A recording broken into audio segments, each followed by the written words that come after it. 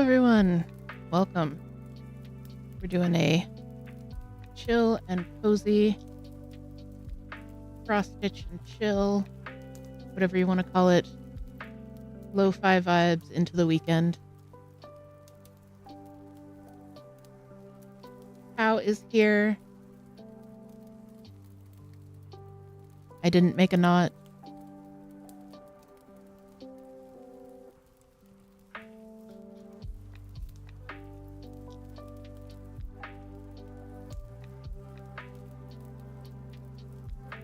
Hey, Story Stitcher, welcome in. I'm glad you could stay up and join us.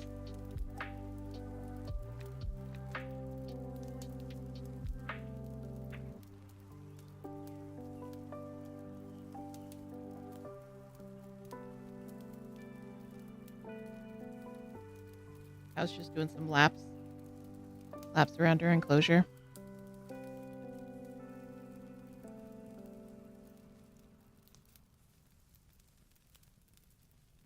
I've also got Early here with me. You can see her on the other cam.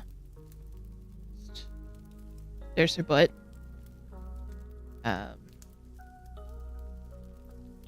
She's been very insistent on sitting on my desk today. Very, very insistent. So we will see.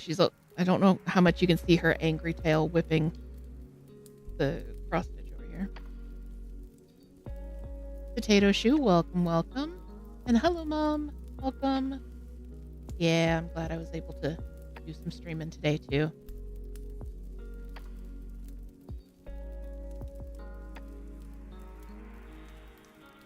Hello, Karen. Welcome in. Glad you could join us.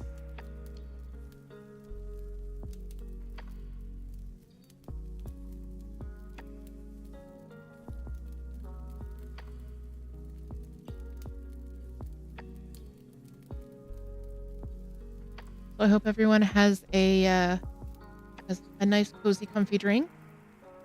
Getting all snuggly.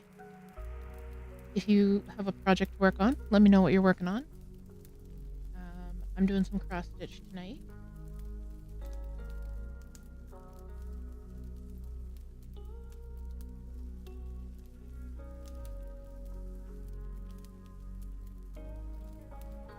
And I keep feel like I'm making knots. And Moon, thank you for the resub. Thank you so much for the resub. Subscribe for 13 months. Oh my goodness. That is so long. I can't believe I've been an affiliate for 13 months already. Jeepus. But yeah, thank you, Moon. Thank you for the continued support. I super appreciate it. It says, thank you so much for the support, Moon. It means everything to us. It really, really does. Moon says, right? It went by so fast. It did. I mean, you're on like 16, 17, 18 months of being an affiliate now, which just is unreal.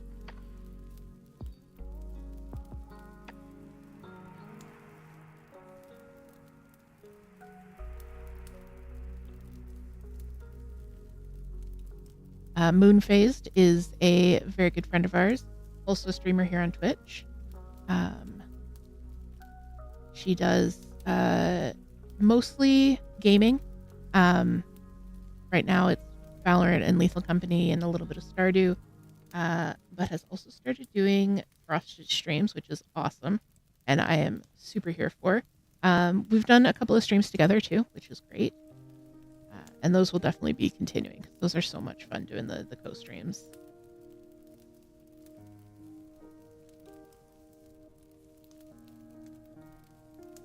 Although, honestly, this was almost a gaming stream. We were watching a friend of ours, Midnight. He's a former pro player for Super Smash Bros. Melee, which I've never actually played Melee, but I have Ultimate on the Switch. And I didn't realize that I really loved Super Smash Bros. Until I was watching Midnight, and I was like, oh my god, I really want to play Super Smash Bros. Thank you for the shout out too. So Midnight just dropped the link to Midnight Crazy if you want to check him out. very fun streamer. I've been enjoying spending time with him and his community lately. But yeah, he was playing Super Smash Bros. Melee this afternoon, and I was like, I have Ultimate. I have the Switch. I've still got the Switch set up for streaming. I could play some Ultimate. So I don't know. Maybe next week there might be a gaming stream. And Mom says, guess what? You're actually knitting. Amazing. And so is Karen. What are you guys working on? I'm guessing that Mom is working on a dishcloth. Just a thought.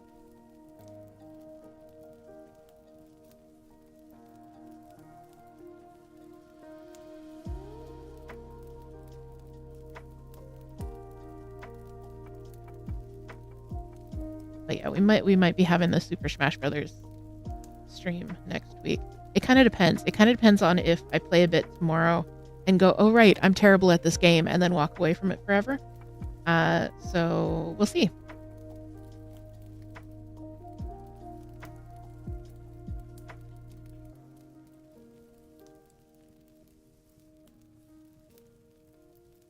Karen's working on a shawl.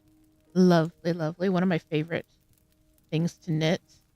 Not always the most practical, but I do love a big, comfy, cozy shawl, especially one that's like a traditional pattern.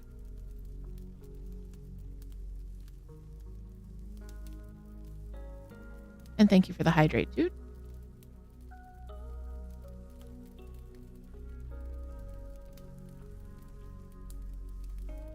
I hope everyone remembers to hydrate with me.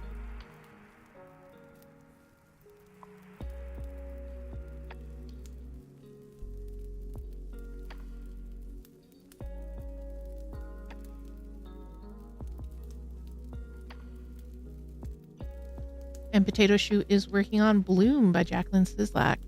I think I'm saying Sislak correctly. I love Jacqueline Sislak as a designer. Just love her. Beautiful, beautiful designs. And of course, super size inclusive. Also, Potato Shoe, Great Men Birth Community, has completely and utterly enabled me to start a new knitting project when I really have so many knitting, already have so many knitting whips on the go. But we were talking in Discord. Yeah, I totally got squirreled, sorry. And then I got squirreled again.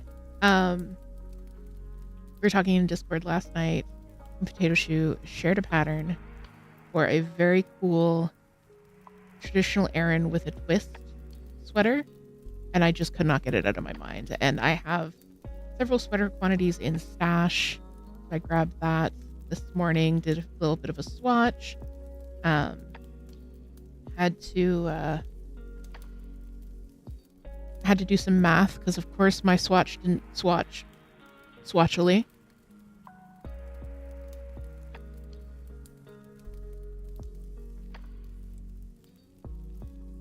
And Mom asks, Karen, I rarely knit. Are you an avid knitter?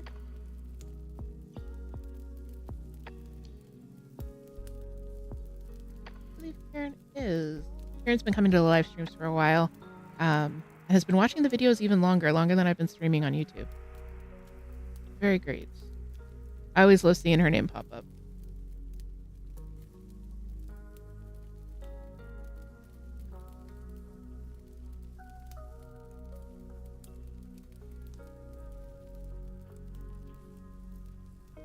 But if I did pull out the sweater that I started to show you guys, however, Early's laying on it. So I don't know if I'm actually going to show you.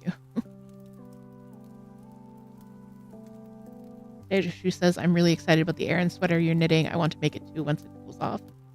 Yeah, definitely weather has a lot to do with it. I am knitting it in acrylic, which is, it's less warm to hold on. It's less warm when you've got it like in a bundle on your lap, but it also, depending on the acrylic, it can get very sweaty on your hands. So it kind of depends on the type of heat, if that makes sense, as to when I'm able to knit. And we've been having a heat wave. I don't know.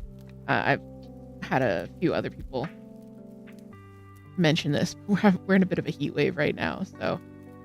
But it hasn't been too bad today, and I was able to get a little bit done. So let me just finish this little leaf here, and then of course, if I can't handle knitting, there's always cross stitch.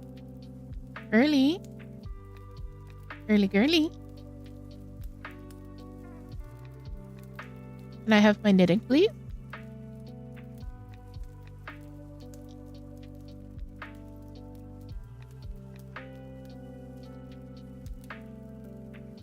I know, I'm the worst. Okay.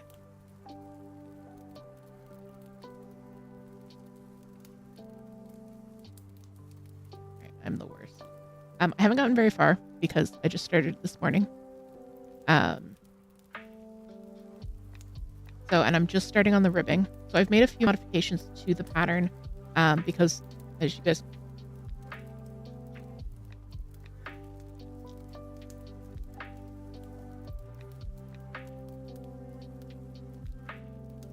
I've made a few modifications to the pattern because, as you guys know, I'm working flat. So I'm doing it, the pattern is written in the round for the body. So I just switched it to flat. So I'm just doing the front, and then I'll do the back, and then I'll do sewing, seaming, sewing. Anyways, so I've just started on the ribbing, and look at this like wonderful plump, squishy texture. Oh, it's so good.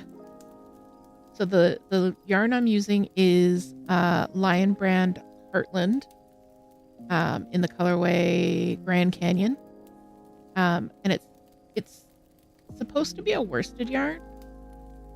It's working up like even thicker than an Aran.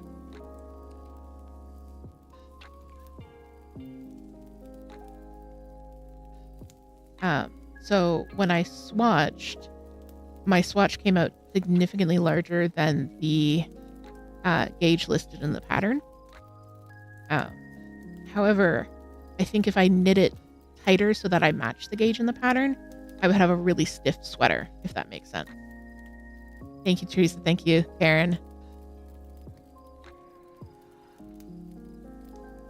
Thank you, Mom. Sorry, that was weird.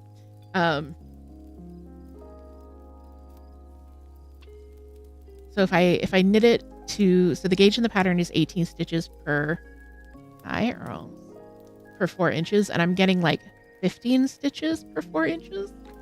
So if I knit it that much tighter, it would just be a very stiff fabric. So instead what I did was I did a little bit of math, and I'm just going to knit a smaller size, and use the counts for the smaller size to get a larger size.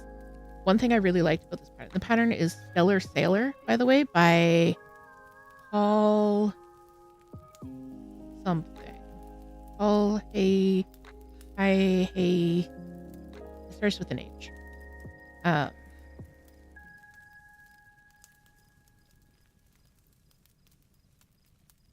But the pattern is very size inclusive, so even if I wasn't making a smaller size due to gauge, I would still only need to make, I wouldn't be making the largest size, which is very rare for me. It goes up to like a 80-inch chest. Thank you, Potato Shoe. Just dropped the link to the sweater in the Twitch chat.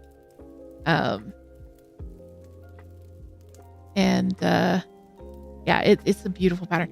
And it's really funny because I saw it and I fell in love with it. And then I realized that he had actually designed another sweater that I had fallen in love with, but I don't have any stash for. So I kind of like, it was in my favorites, but it was kind of on the back burner. You guys might have seen it. It came out in the latest issue of Nitty. Hold on 1 second. Early is gonna knock stuff over. Come on, or else you gotta keep moving, okay? I know you just want to be with the actions.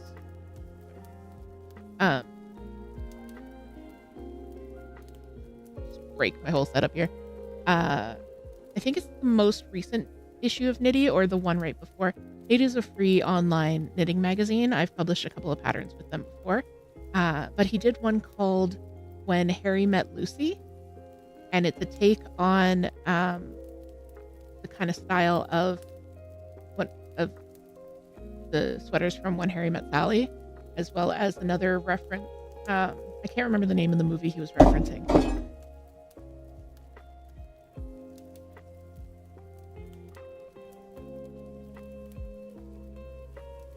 Sorry guys, 1 second.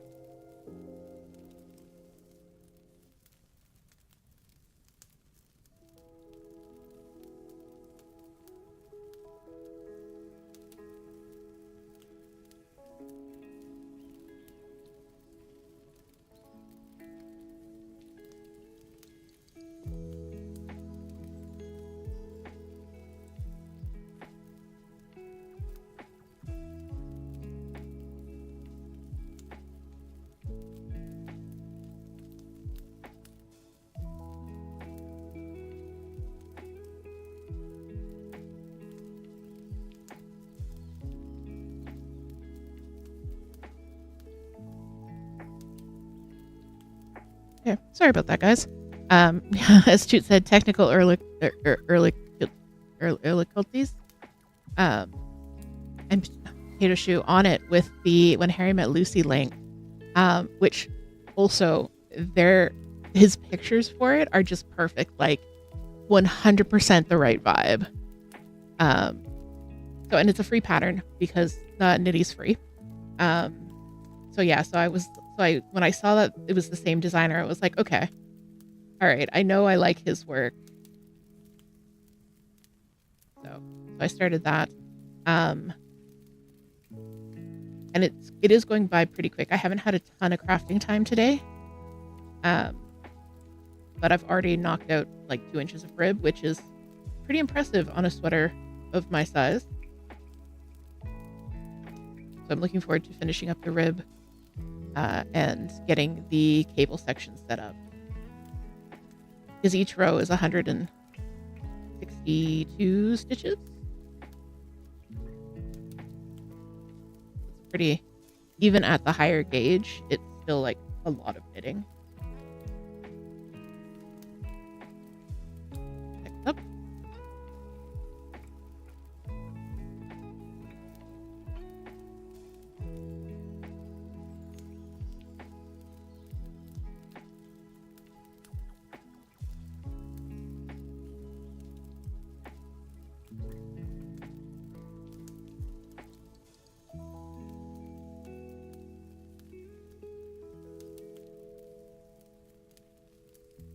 I don't know. I was just, did I hydrate? To redeem to hydrate.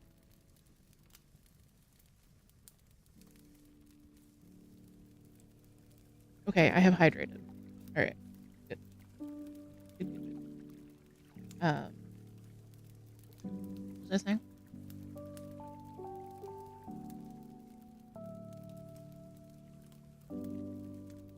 Yeah, that was definitely a squirrel.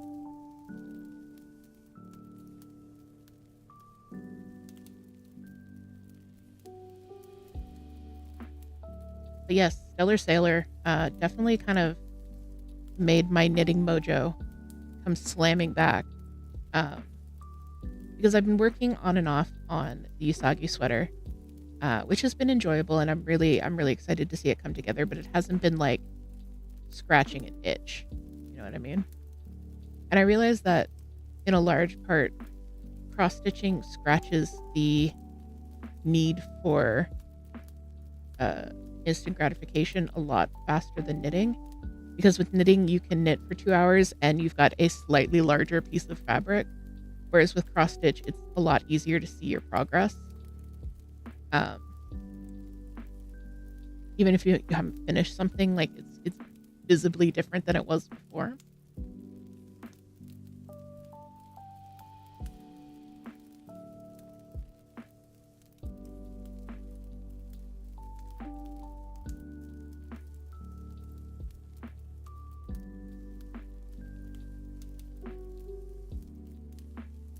So the pattern the cross stitch piece I'm working on tonight is a new design for the shop. I am going to list it soon-ish. I want to get a bit more of the sample stitched up first. And you might have seen some pictures of this in the server and on Instagram. But I started this one on a 32 count linen. My very first time stitching on linen. I have just like a little piece of it. I figured this a sampler is a good use of linen because linen isn't as regular and even as Ada, so the kind of rustic style works well with the irregularities in the fabric. And I just didn't click with stitching on linen. It required a lot of counting and checking and double checking and squinting, and the payoff wasn't as great as the amount of effort I was putting in, for me anyways. I know a lot of people love stitching on linen.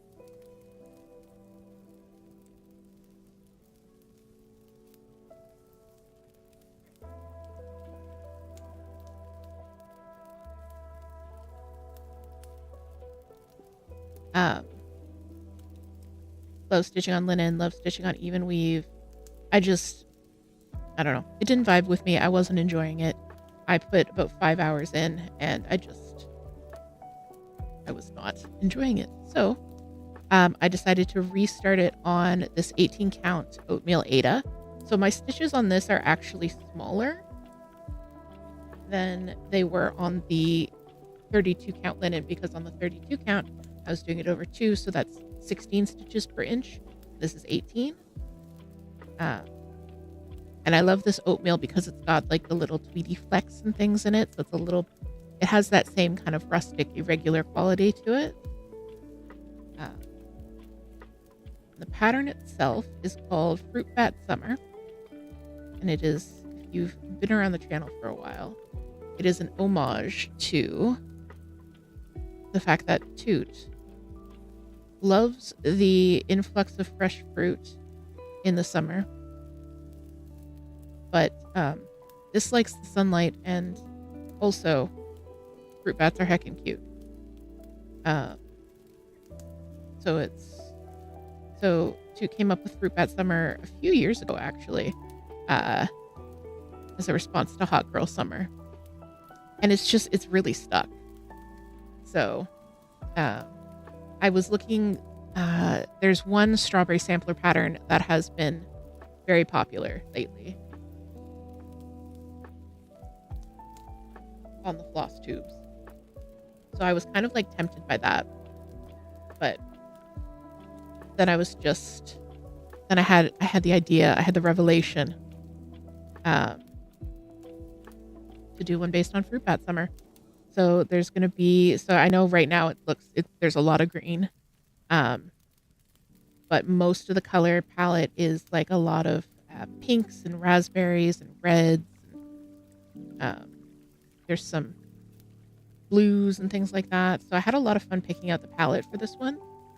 I felt like a real designer, because instead of just using the color chooser on the screen in WinStitch, I actually was like pulling threads out of my various boxes and laying them out, and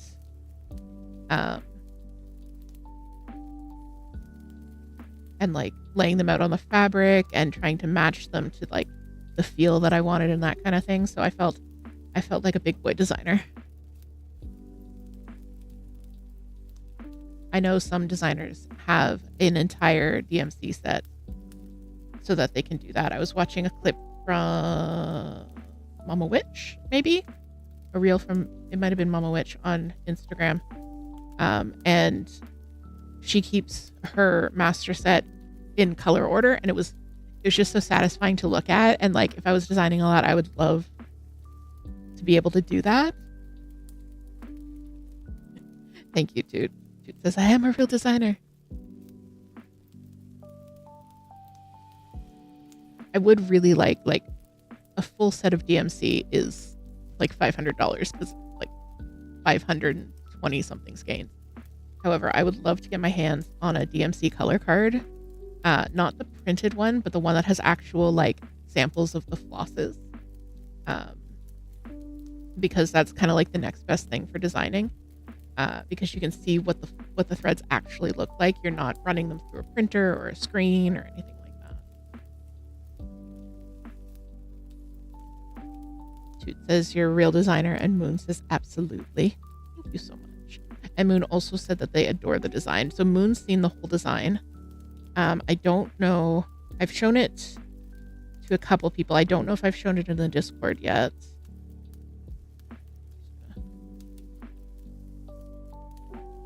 But it's a pretty traditional sampler style. There's I've got this border, so there's a watermelon here, and then there's gonna be like a watermelon in each of the corners in various degrees of being eaten, and then this is like a strawberry vine, and then there's going to be alphabet samplers in the center, and the alphabet sampler is actually where I started on the linen. So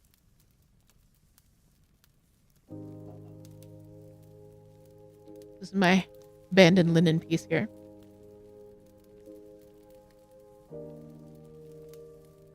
So this is how far I got on the linen. But you can see more of the color palette here.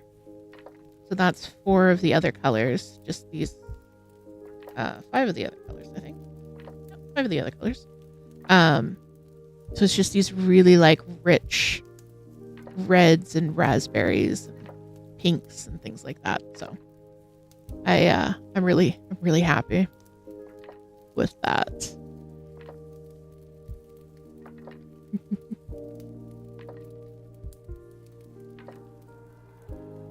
So yeah, so this is going to be further down in the design. When I restarted it, I decided to start up in the corner, and I'm going to do the frame first and then kind of fill in the middle.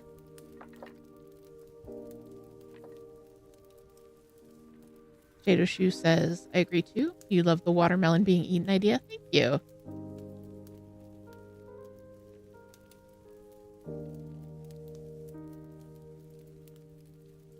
Watermelon is definitely a large part of fruit bat summer.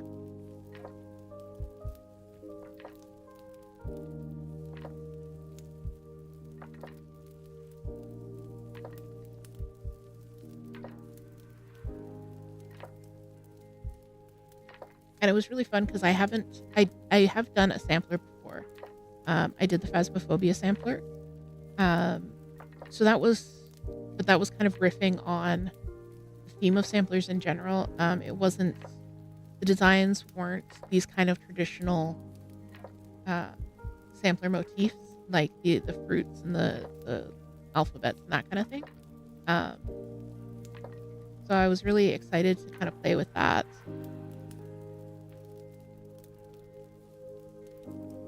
And Toot's putting up the links to the coffee shop and the Etsy shop where you can find that Phasmo sampler design.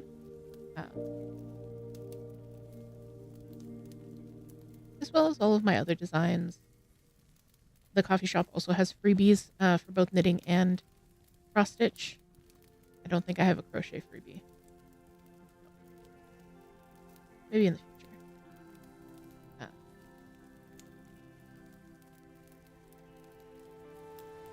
And as always, if you guys do check out the shop, thank you so much for doing so. Even if you don't buy anything, just following the shop and liking the items really, really helps us in terms of visibility and statistics and numbers and all of that, like back-end computery stuff.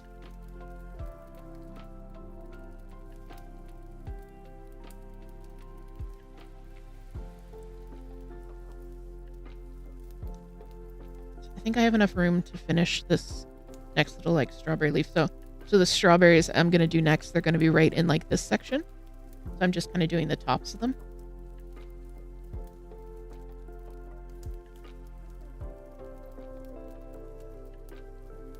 I think I have enough thread to do this little top of the strawberry.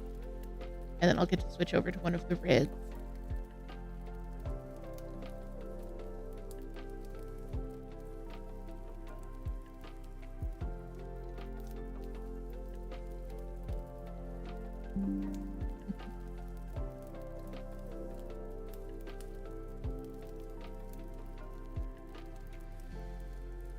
Yeah, and I'm really happy with the reds that I picked for this one. They're very vibrant, and I feel like they've got that like fresh fruit type feel.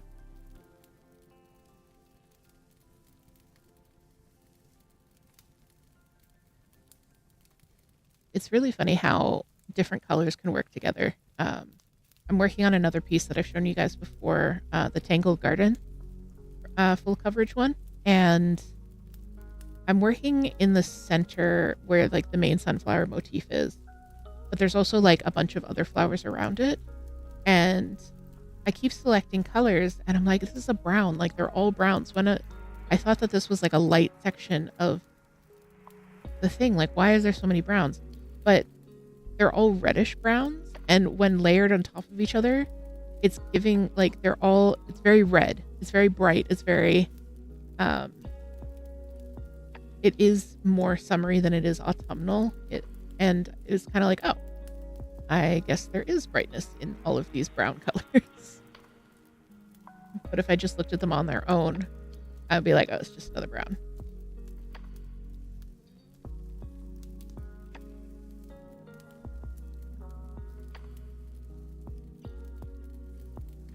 So I've been working on that one a bit, which I'm really enjoying. It's definitely a different stitch. It's a different kind of challenge. But that one is one where like I put 350 stitches into it yesterday. Could not tell. I was like, this looks exactly the same as the last time I worked on it. I think with that one especially, I need to remember to take pictures of every session so I can see the minute amount of change.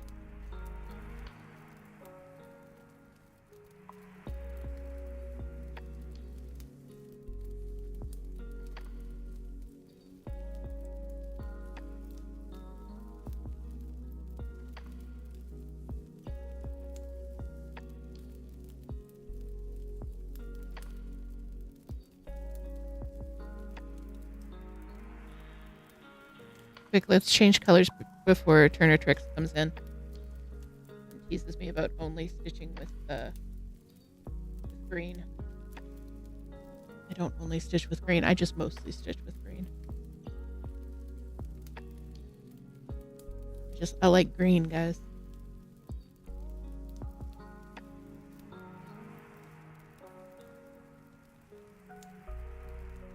Early, you're on the floss box.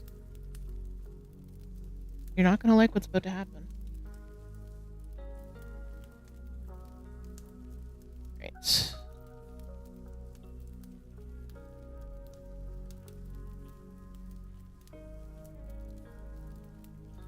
Okay, no floss box. All right.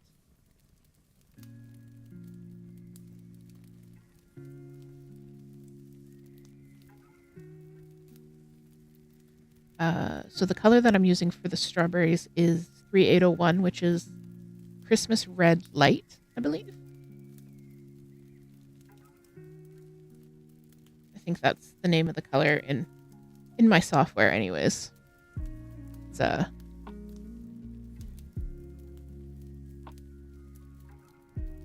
apparently DMC says that they have no official names for their colors, but like they use names on their sites, and there are a few different lists of color names floating around, and every pattern you'll look at will have a name for the colors.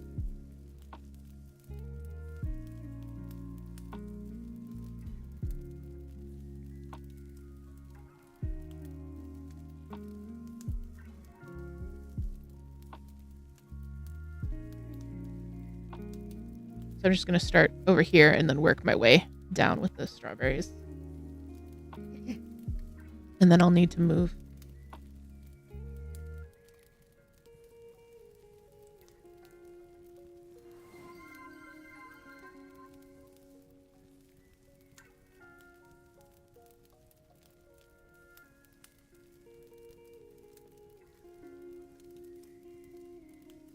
Thanks for the hydrate too. Sorry, I just had to clear my throat. And then I'll move the hoop, and hopefully, I think I should be able to get to the other corner by only moving the hoop once. I also have a slightly larger hoop. I'm going to be moving it. I'm going to be moving it into. This is a 6-inch hoop, and I have a 7-inch ready to go.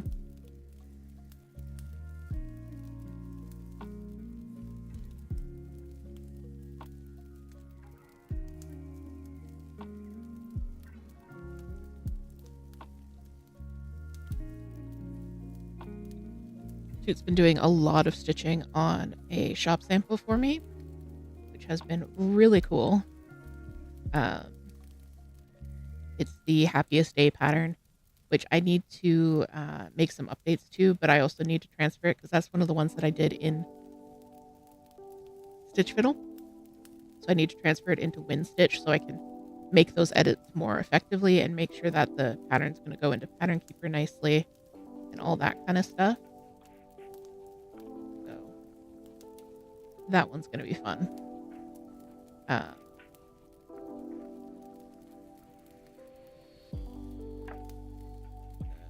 yeah, Toot is a fantastic test stitcher for me. And I guess it's good. It's good as both the designer and the test stitcher if you're sitting 3 feet away from the person that you are testing for and having test for you, because she can get feedback immediately on issues with the pattern, and so can I.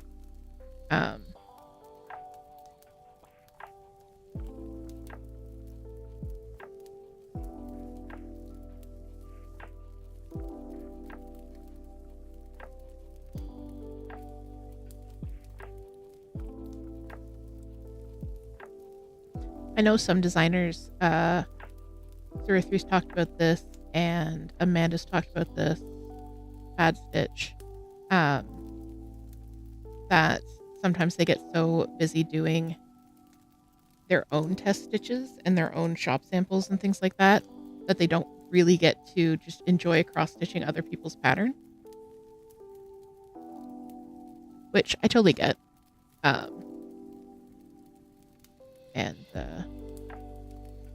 Which is why I'm very grateful for doing some of the work for me,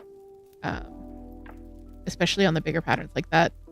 I would never have gotten through that Freddy Fazbear's Mega Pizza Plex logo one, and she just did an amazing job on it, in glow-in-the-dark thread, no less.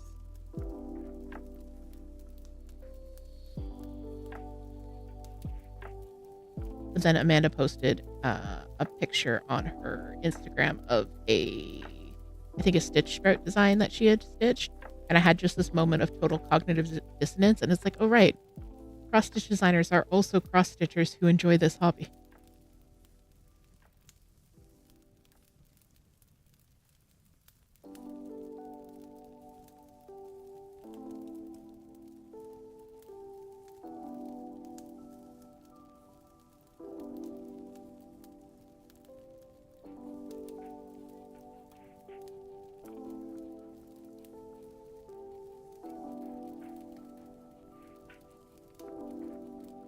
I don't think I can pull it out right now, but I've been sharing pictures of the Witchy Stitchers Nostalgic Tarot, the Lover's card, and it is the most DH core thing. It's like lime greens and purples and big happy blocks of color.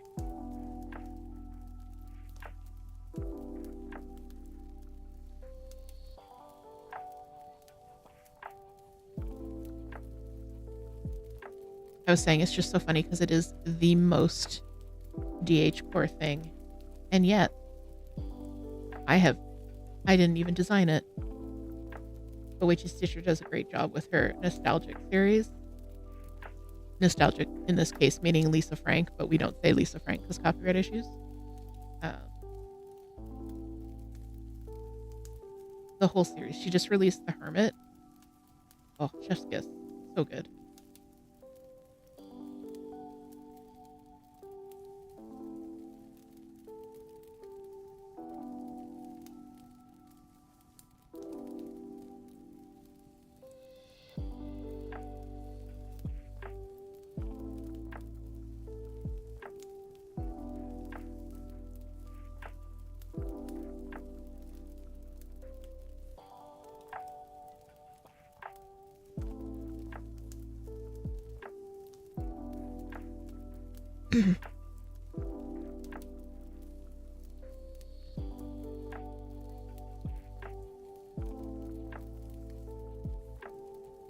My little strawberry's looking so cute. I considered doing a few like dark stitches in there to mimic the seeds, but I think at this size it would take away from the design more than add to it. And the texture of the stitches kind of gives that same raspberry type effect or strawberry type effect. I do have raspberries in the design as well, and I'm using alternating colors to kind of get that bubble, the little tiny bubbles. It says backstitch French knots. All right, how to ban your own mod from stream. Oh heck, this isn't Google. No backstitch, no French knot.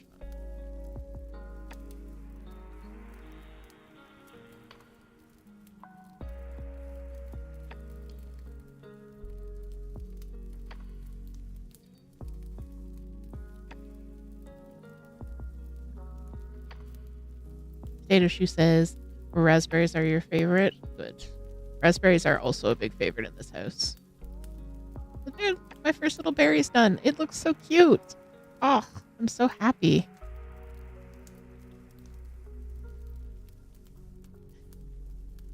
Just careful the things you say. Google will listen.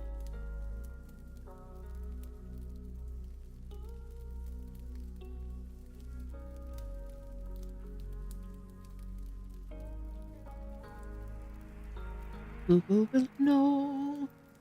I am not going to attempt to sing like Bernadette Peters. Just not do that. However, I now have the earworm from Into the Woods stuck in my head.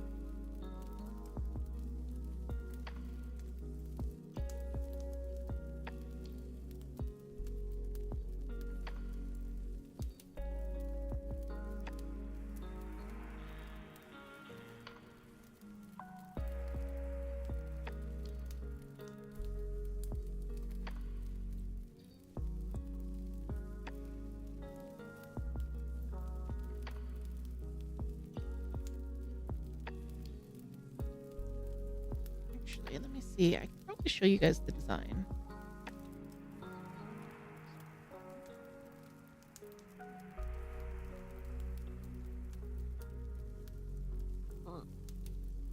Oh, technology. Lights. Glare. Lights and glare. Okay.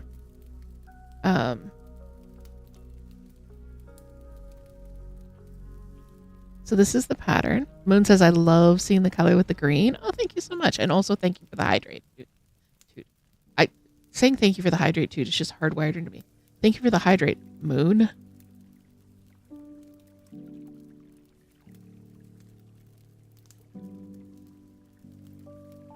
So yeah, you can see that although it looks very green at the moment, there is a lot of color. So there's the alphabet that you guys saw earlier. So then this, we've got half a watermelon here, a quarter of a watermelon here, and then like the finished watermelon here. And then there's some raspberries here, and like grapes and blueberries, and yeah. So, hello, peach. Why am I closing this? I don't really.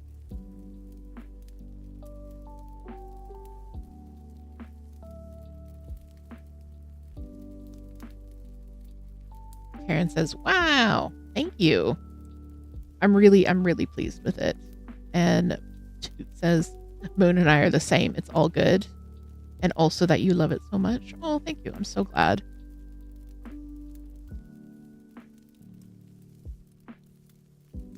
The design turned out just really, it was one of those things that like it turned out the way I was envisioning it in my head, which most things should if you're drawing them. You guys know what I mean.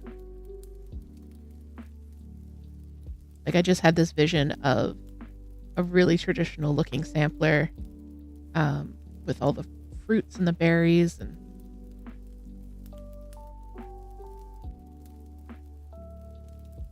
And then for the bats in the center motif, I started by looking at other examples of Quakers or band samplers that had bats in them, because there are quite a few like Halloween type examples.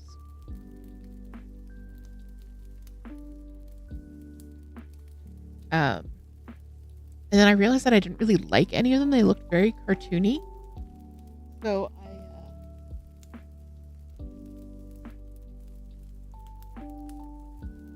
sorry, there's an ice cream truck outside, and it completely distracted me.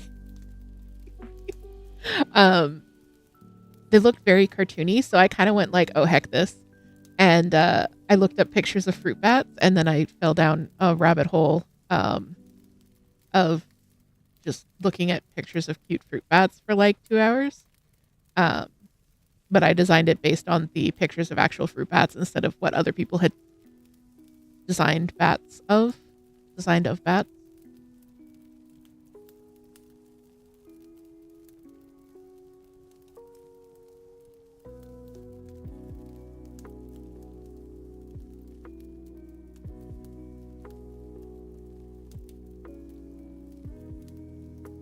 It's playing like a mashup of Frere Jacques and something else. It's very, very strange. The ice cream truck is, I mean. Mom says, but with a few twists, like the partially eaten watermelon. Subtly clever. Thank you. That's what I'm going for. That is my favorite genre of cross stitch, is like traditional with a twist. Which I guess is kind of my favorite genre of knitwear as well, is traditional with a twist.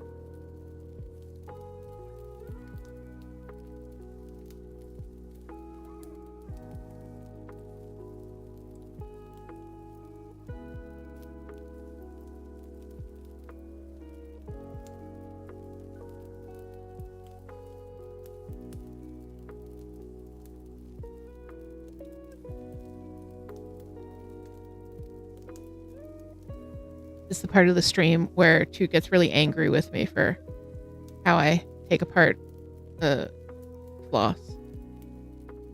Oop, there we go. See, I did it. I did it without making a knot.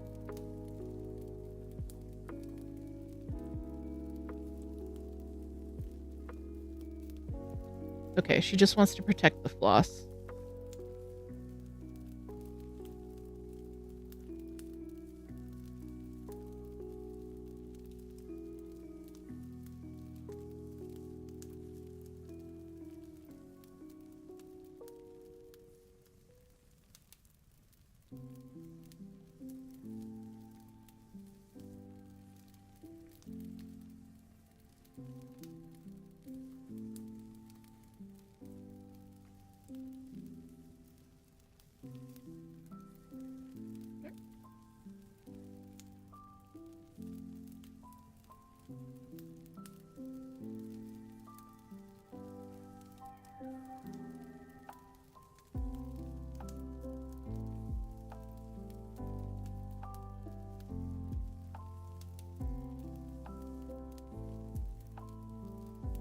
It is playing La Cucaracha. Thank you, Toot. I figured it out. Oh, Toot figured it out.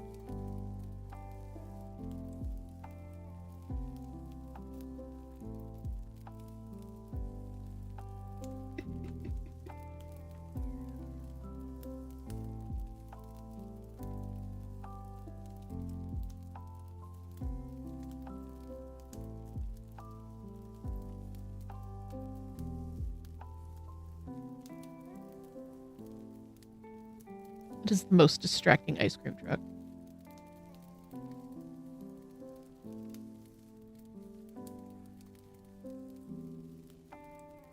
Potato Shoe says, I learned cross stitch from your mom. And she would always just grab as many strands as she needed, put the others in her other hand, and the unsplit end in her mouth and pull. I did it that way a long time too. Pulling one strand at a time is easier, but I didn't know about it for a long time. Exactly. I learned how to pull them apart several, like, if you need 2 strands, you pull 2 strands out. and ended up getting like tangles and knots all the time. And then I learned, like recently, I learned that pulling one out at a time is easier. And then I'm like, okay, but what if I need two? And then two was like, so you pull out one and then you pull out another one. And it's like, oh, yeah. Oh, the Unknown Adventure. Thank you so much for the follow. Just making sure I saw your name correct. Yes. Thanks so much for the follow. Welcome in, welcome in. We are cross-stitching chillin'. Thank you for the hydrate.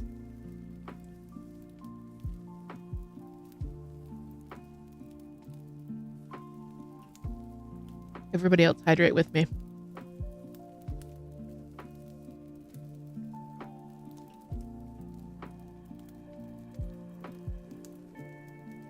So I was saying earlier in the stream that we've started hanging out with Midnight Crazy on stream, and Toot has been bullying him to hydrate more. So of course we've all been bullying him to hydrate more. The Adventure says, hello, call me Adventure. I have ADHD and ASD. It's nice to meet you. It's nice to meet you as well.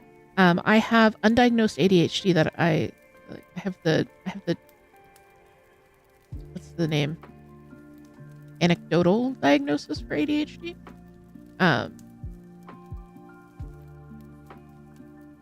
Which if you couldn't tell just from watching me. But yeah, welcome in. We're a nice bunch of queer, mostly queer, mostly neurodivergent folks.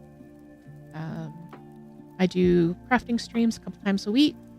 I stream here on Twitch as well as on YouTube. I also do crafting videos over on YouTube at least once a week.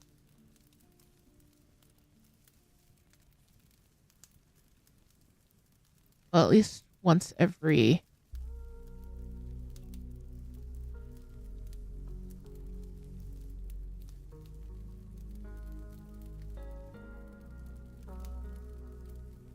at least once every other week.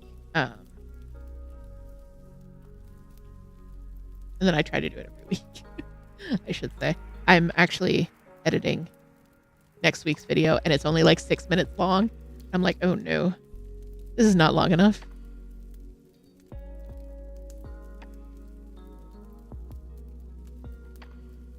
Yeah, Toot says we're both autistic and ADHD with unofficial diagnoses from our doctor. Yeah, correct. Correct.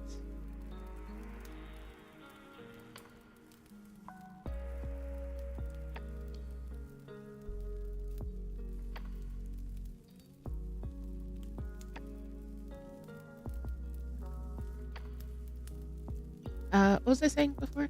Yes, we've been hanging out with Midnight Crazy on his stream. And he's a streamer. He had a hydrate command set up. He made a horrific mistake, however, and did not put a cooldown timer on his hydrate command. So Toot was spamming it every time they got enough channel points.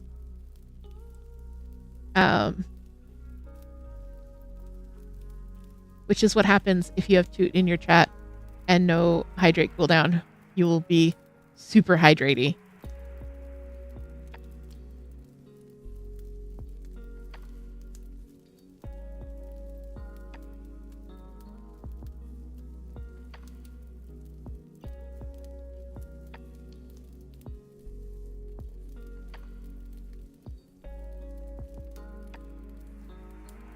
It says they have one purpose in life. The DH stands for DH hydrator.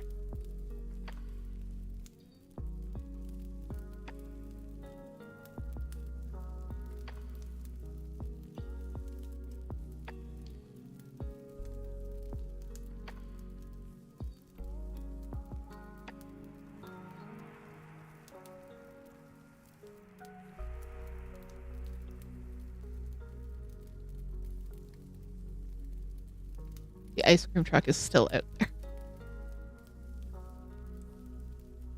It is the most distracting thing.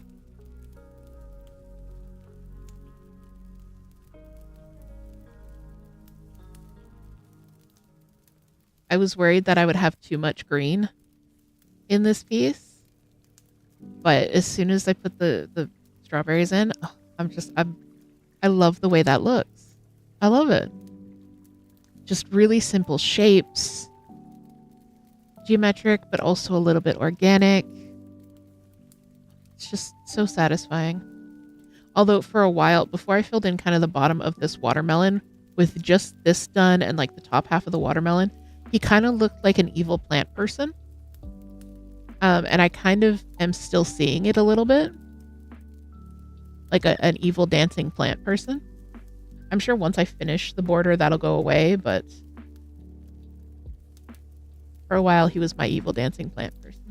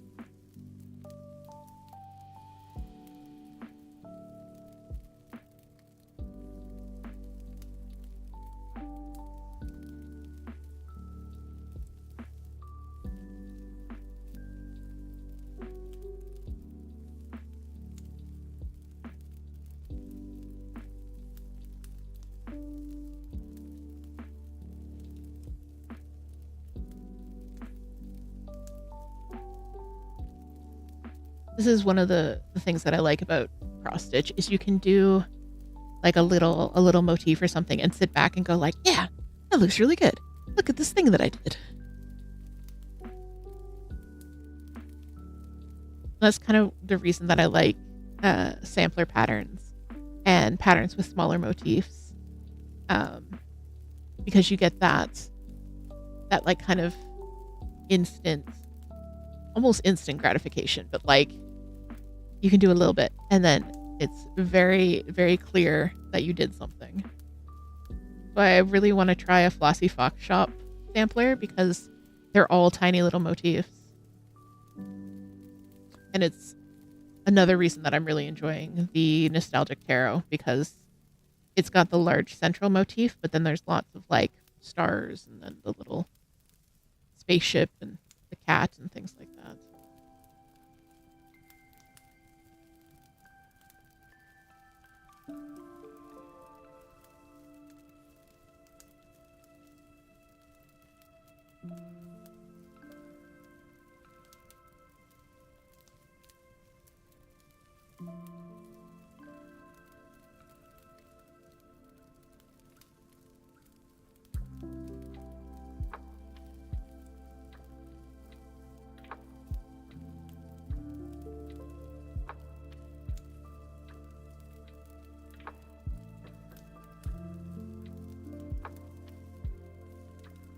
So yeah, I think my plan of attack with this one is to finish the frame first and then go back and do the central motifs. That is always a little nerve-wracking though if you kind of go for the frame and then you do it from two different angles of attack and then they might not match up. But it has been about an hour. We're not doing the guessing game today, but we are going to give we are going to give Pow a little treat, a little bit of an adventure there. So I've just pulled Pow up on the monitor. So we have been going for about an hour. So guys, remember to grab something to drink, stand up, stretch.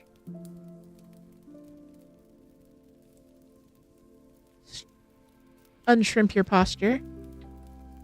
Crack your neck. Crack your toes.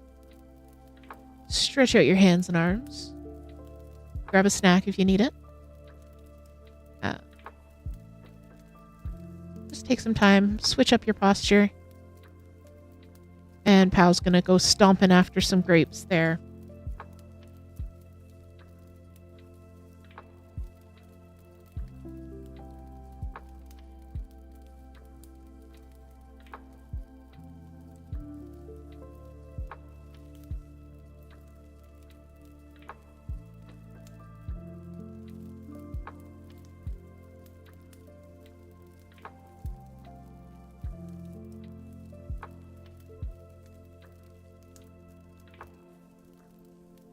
There we go. Oh, she's not having too much trouble with those grapes. Sometimes they get a bit rolly, and she has to go chasing them.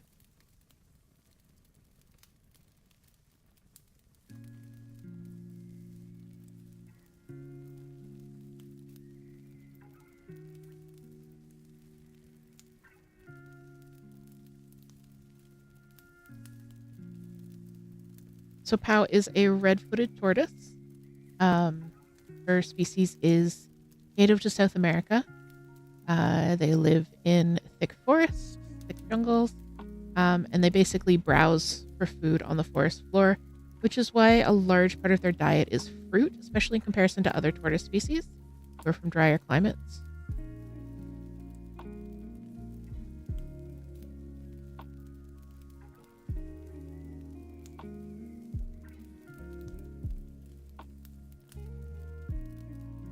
So we make sure she gets fruit as a treat, but also as part of her daily diet.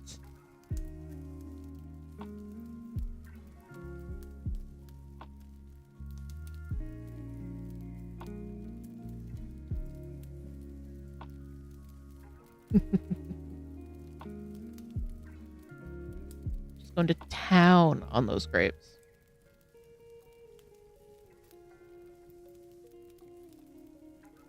She's also very grateful when Fruit Bat Summer comes around, because she can have canned and frozen and everything like that, but obviously fresh is best.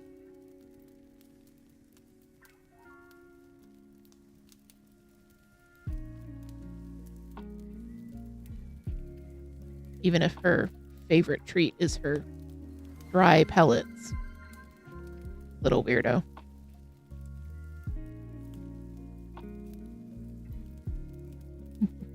And two, thank you for the hydrate there.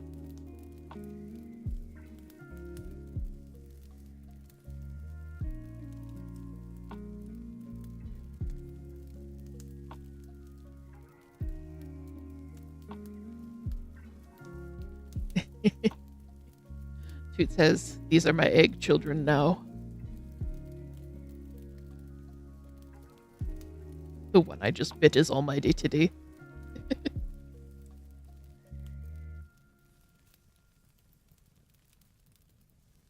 Moon shall be saved for last.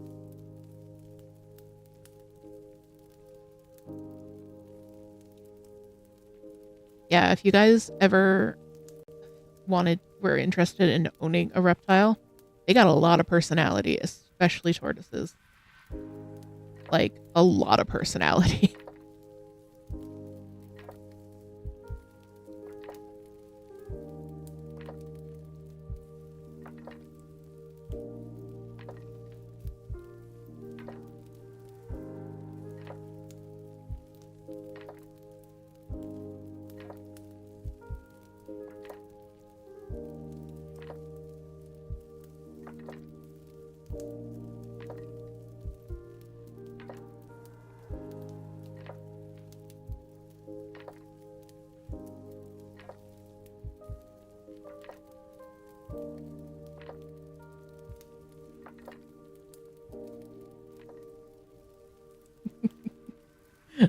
Says this one is midnight as punishment for reawakening DH's sleeper cell spin trust.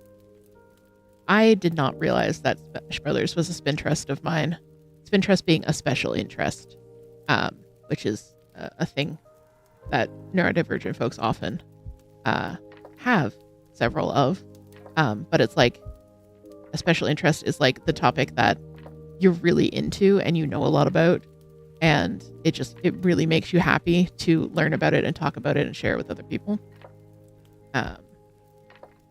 So cross stitch and knitting are two of my spin trusts as well. But apparently, so is Smash Brothers. So I will be attempting to play some Smash Brothers, and if I'm not terrible at it, we might be playing some on the channel. We'll see. Next week's schedule is a little bit up in the air at the moment anyways. It is Moon's birthday week. Yay! And I know she's got some extra streams and things planned. And I want to not schedule around her, but just make sure that we're not going to be overlapping too much. So, I haven't quite decided. And like I said, there is going to be a video out on the YouTube channel on Wednesday.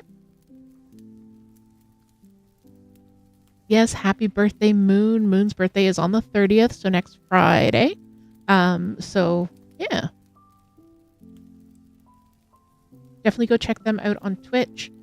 She's going to be doing fun activities all week to celebrate. And yeah, she's just a fantastic streamer. Like I don't play a lot of video games, especially not like FPS games and shooters and things like that. But Moon manages to make those games really like wholesome and inviting and welcoming and like a place you want to hang out with. And it's some of my favorite stitching background.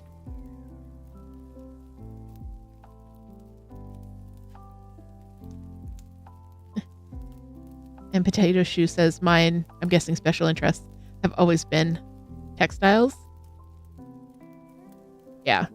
It's been a long road for me with handwork, crafty things. Because you weave as well, I believe. Unless I'm mistaken.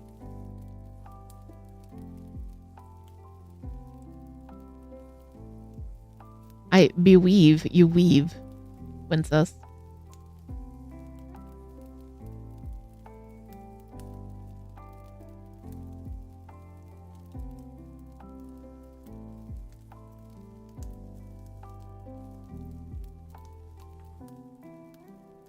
Potato Shoe says, "Yeah, I used to make little cardboard looms when you was a little kid."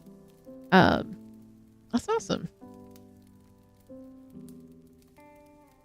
I think I made the little cardboard looms, but I never really graduated from that. I think it seems magic to me. Like I'm sure the process is quite simple, but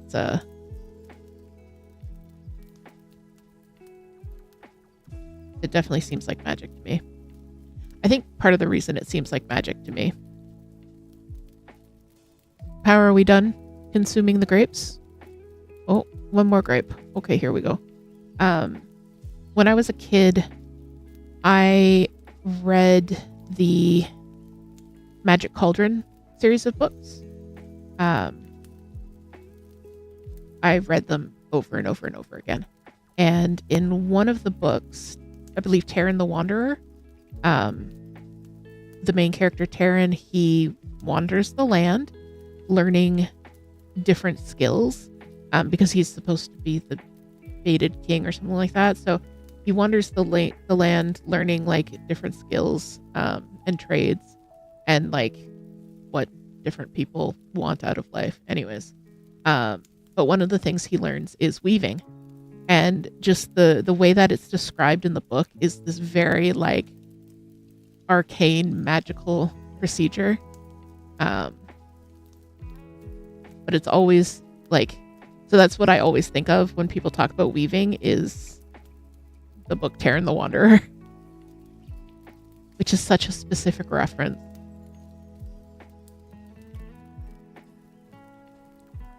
How doing big lip smackies?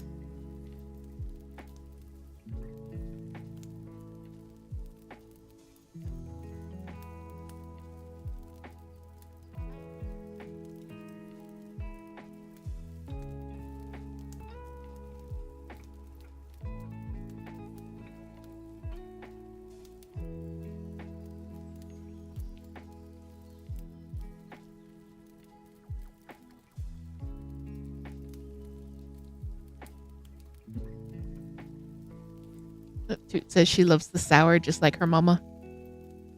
Yeah. I think her plastron is stuck on her feeding rock, but she'll figure it out. She's got this.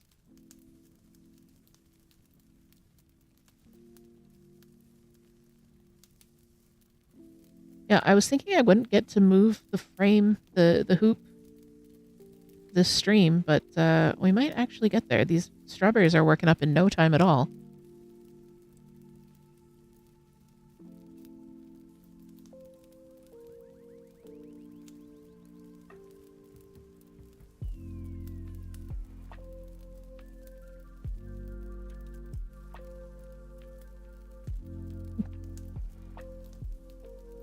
You can stare at us all you want, pal.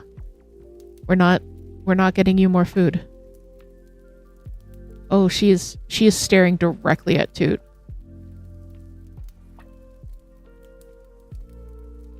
That's so funny. Potato Shoe says weaving on a bigger loom does require some special knowledge, but it really isn't difficult once you know it.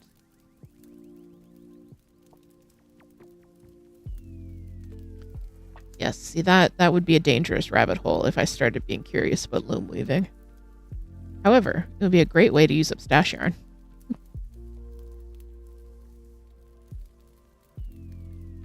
And yes, Potato Shoe Pow is so funny. She's so full of personality.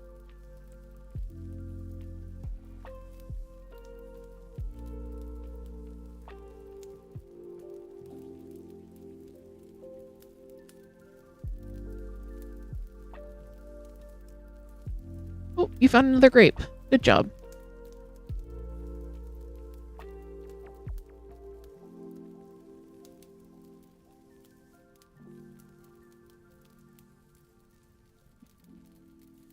Jump, jump, jump, jump, jump.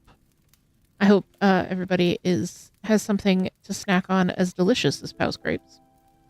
Or just that you are having a nice cozy evening, enjoying the vibes.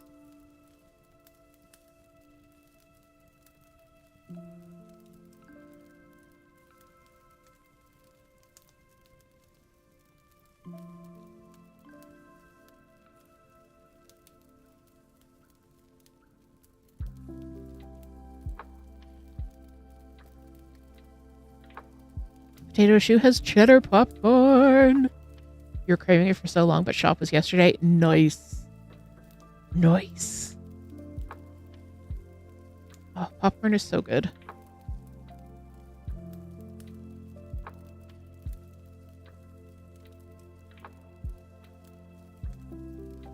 I think after stream, I might hit some leftover chili. We put chili in the crock pot yesterday, because yesterday we were out having, doing all of the things. So in the morning before we left, I chopped up some veg and dumped it in the crock pot. And then when I came home, all I had to do was open some cans, dump those in the crock pot, and let it go.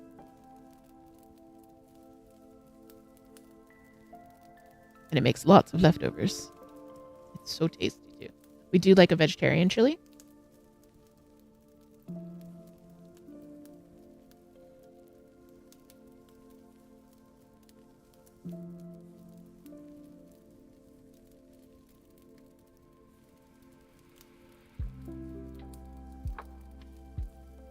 Excuse me, Floss. Why are we stuck?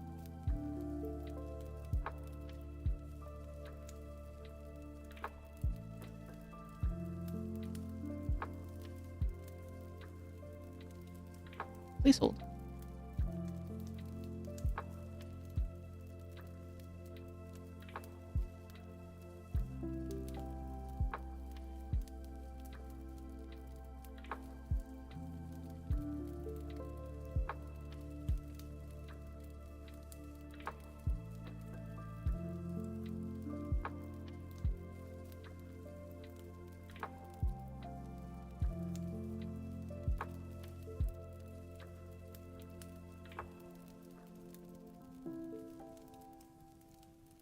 Yeah, absolutely, Potato Shoe. We will share the recipe in the Discord, no problem. And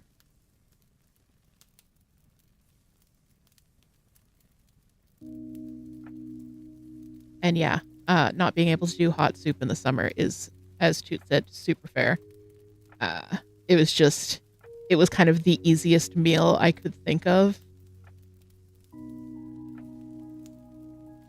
And also, we've been talking about it somewhere with Moon. And it was just like, ooh, that sounds really good. Yeah, we'll do that. That just sounds really good.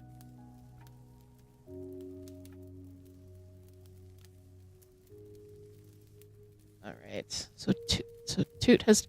Oh my god, Pow and Toot are not the same. Here we go.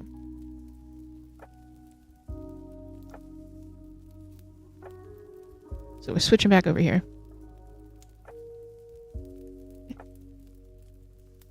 Toot says, we like it in summer because the crock pot keeps from heating up the house, and adding Fritos and cheese cools it down a lot. Yes, exactly. Like, crock pot meals are the best for the summer because you can kind of make them in the morning when it's cool and just let them cook all day without heating up the house. And also, yes, we were talking about it in Moonstream at twitch.tv/moonphased.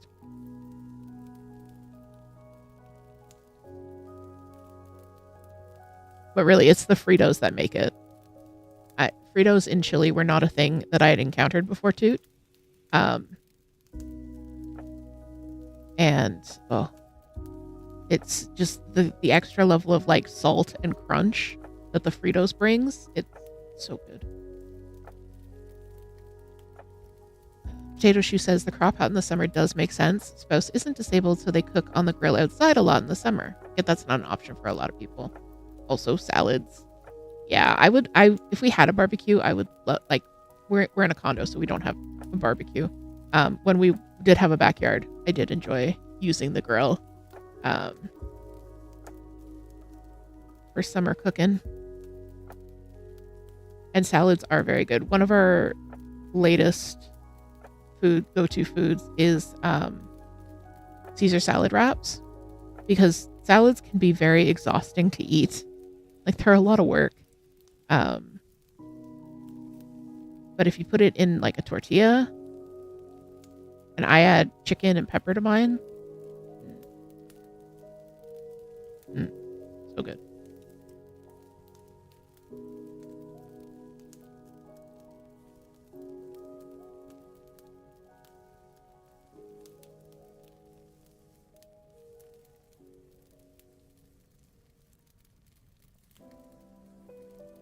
Potato Shoe says, I love a salad wrap. They're so good. Like, just, especially, like, in the middle of a really hot day, and they're cold, and they've got that, like, little bit of crunch, a little bit of a sweetness. I might have to do wraps for lunch tomorrow.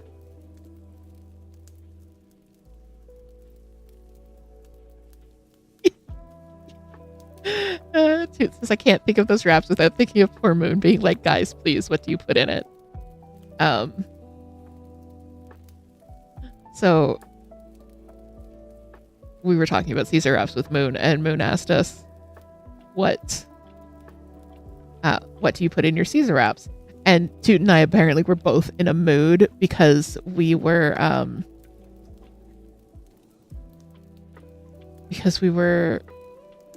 I don't know. Anyway, and we started, like, telling her all the different kinds of Caesars that you could put it in, like Julius Caesar and Caesar the Dog Whisperer and things like that.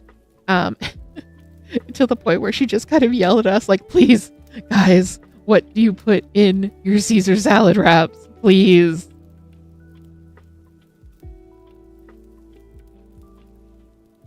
Mom says the strawberries really do look good. Looking forward to seeing all the different berries. Talk soon. Hope the cucaracha ice cream truck is no longer distracting you. No, it's moved on, I guess. Delivering ice cream to the other deserving children. But thanks for dropping in. We'll talk soon.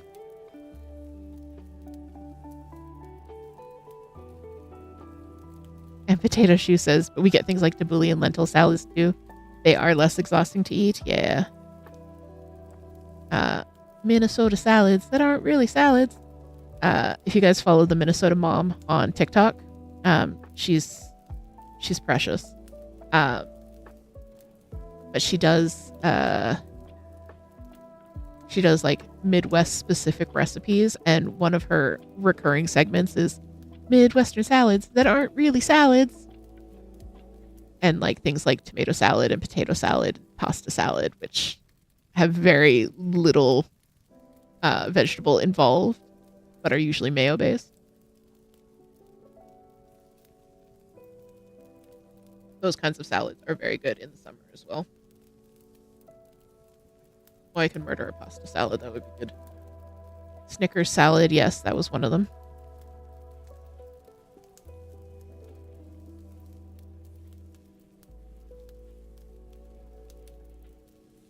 Jello salad as well. Yeah, Toot turned me on to the Midwestern Mom, but Toot doesn't listen to TikTok because audio processing issues. So she'll watch them all on silent and then send them to me, and then I'll usually listen to them on with sound on because I find them easier to process that way. But so the first time I went Minnesota salads that aren't really salads, she was like, "Wait, does she sing it like that?" Yes, she does. Yes, ambrosia salad, potato shoe. You understand. You understand the salads that aren't really salads.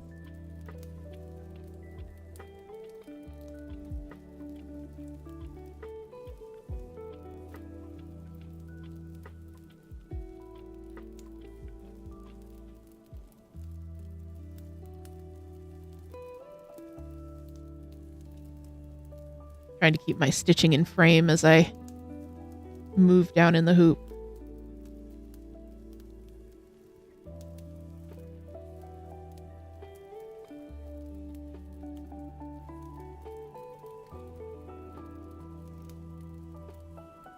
I keep looking at this being like, I love the way that red is popping. Oh, I just love it. And like, this is my favorite of the, like I say that 906 is my favorite color. And that's the parrot green series, which I really do love. They're like these bright, vibrant greens, but I think design wise, my favorite family of greens is the avocado greens.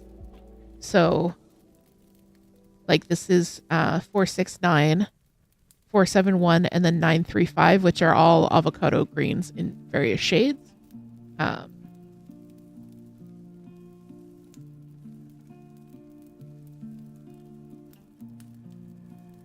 And I think I design with them a lot because I really enjoy them. It says free Shavakadu. Yes, the free Shavakadu colors. This is free Shavakadu medium.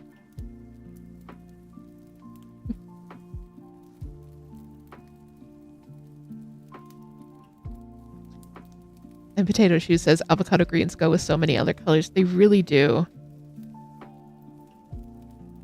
And like, because there are so many, like I think there's 6 different shades of avocado green. They're really easy to work into any design. One thing that I have gotten better about, and I've noticed this, so when I was doing contrast work, for example, this watermelon, when I was starting to design, I would go 1 shade darker if I was doing something like this with the two-tone. But unless I'm doing like a really, really subtle shading, I find that I have to go at least 2 shades away. So like this is 469 and 471. I skipped over 470. And that makes the contrast a little bit sharper between the 2 colors while keeping them in the same color family.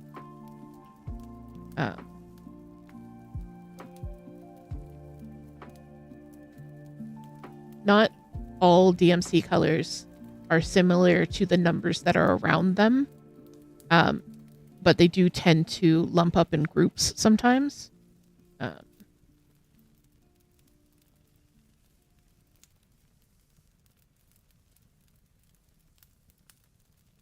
Just depending on when they were released and that kind of thing.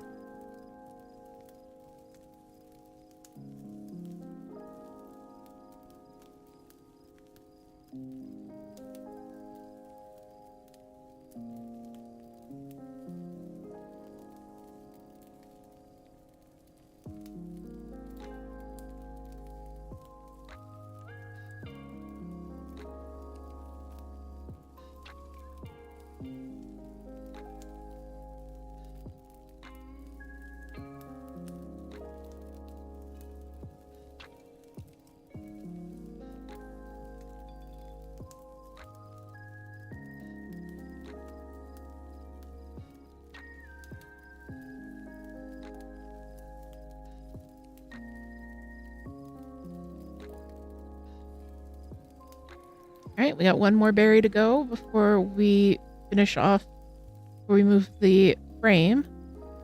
I think I'm going to have like just enough thread left to do that. If not, I can always just finish it after I move the frame. So we'll do another berry or until I run out of thread, whichever comes first. And then move.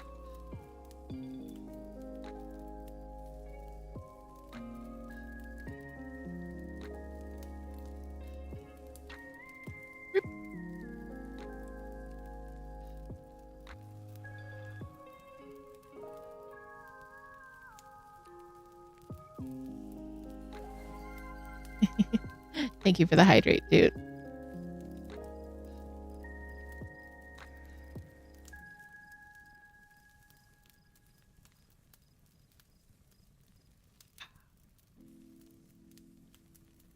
It's very realistic. Sorry, don't know why I did that. This evening, I am hydrating with caffeine-free Diet Pepsis, as always, and some raspberry lemonade ginger ale, which is so good. It's like, it's tart, but it's not too tart. It's a little bit spicy, but not too spicy. It's Canada Dry, I believe.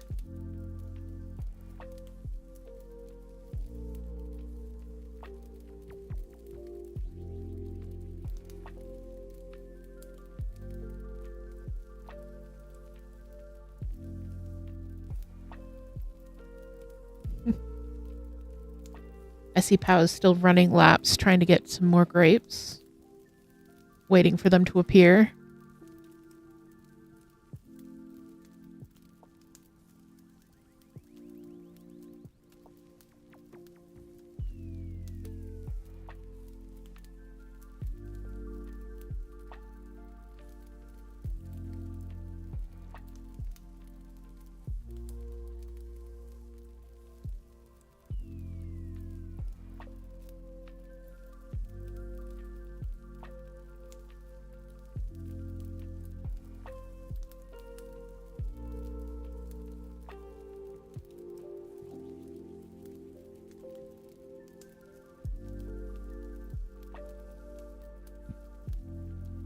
Sorry, excuse me.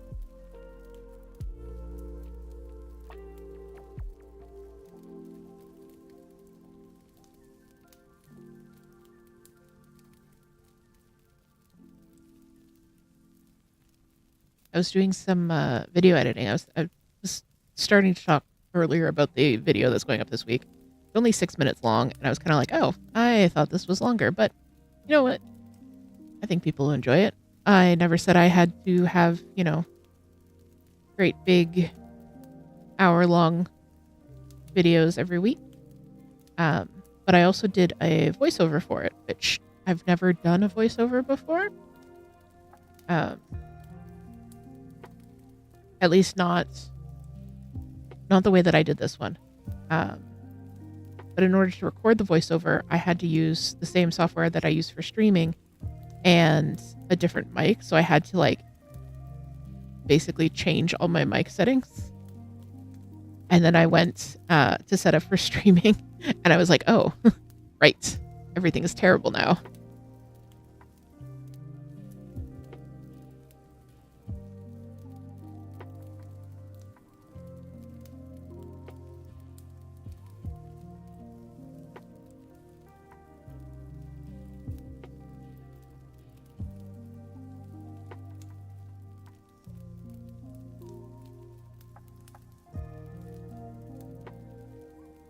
Phil Desmo, thank you for joining us. And yes, we've got Pow up on the critter cam.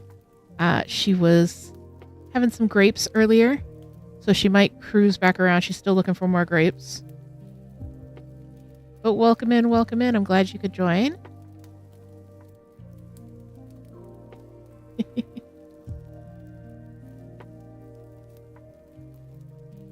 And yes, she is a menace. Toot fed her a bunch of grapes. Pow ate the grapes and then just sat and stared at Toot through her glass like, More grapes now. More grapes, woman. Why don't I have grapes?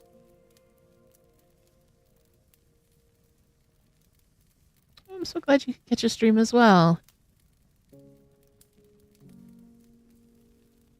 Yeah, see Pow's stomping back to say hi to you now.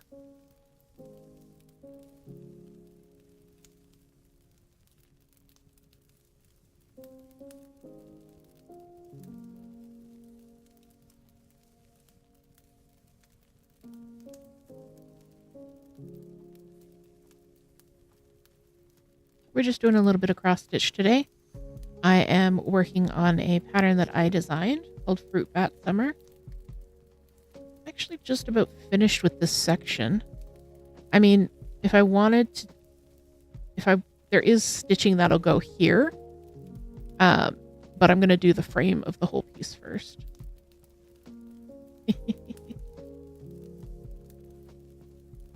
Despo, oh my god, says, oh my god, it's a snake heart. I'm going to die. Yes, we are very much about our branding here at the thecozydh, which is just all of our children. We have 5 cats, the tortoise, who you can see on screen, and 3 snakes. So most streams, there is at least 1 animal on stream. Most streams, there's more than 1 animal. Sometimes I can't get the cameras to work or there's environmental issues, but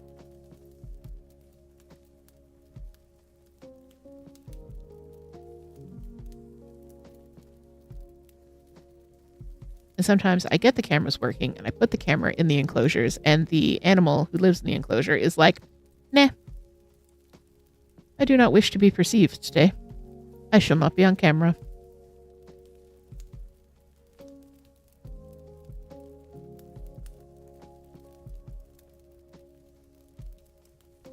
But yes, we also love, love, love animals here. Yes, Potato Shoe, you can absolutely do a cat summons. I think it's still available as a redeem if you have enough channel points. Yeah, there we go. Okay, so let me just finish off this thread because we've got to switch anyways, and then I will attempt to summon some cats.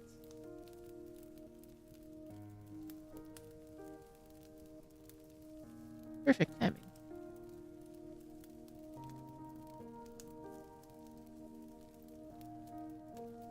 And Theldesmo, yes, thank you. They are all represented in the art on the bottom. So that was done by a community member, Mickey Moth. And yeah, it represents all of our animals. Mickey did several of our emotes as well. And then Orchid did some other ones based on our babies. So I'm attempting to summon some cats.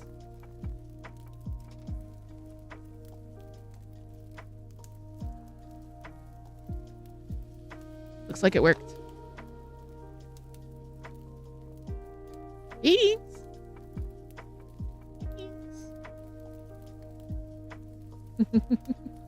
Anybody else? Bella. Gigi. Early.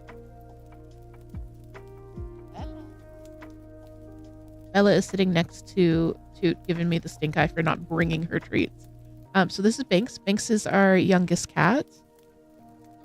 She is actually full grown. She looks like a little tiny kitten. She is full grown. Binks. Okay, you don't want to look at the camera? We're just nomming treats. Here. Binks. Binks. Binks. Look up. Look up. Look way up. There you go.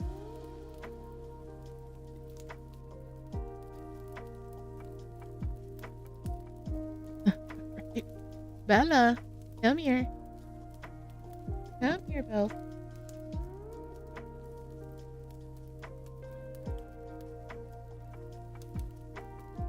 Bella. There you go. And this is Bella. Bella is the oldest of our cats. The black cat, her name is Binks, after the cat in Hocus Pocus. And then we've got Bella here, Rosabella Francis.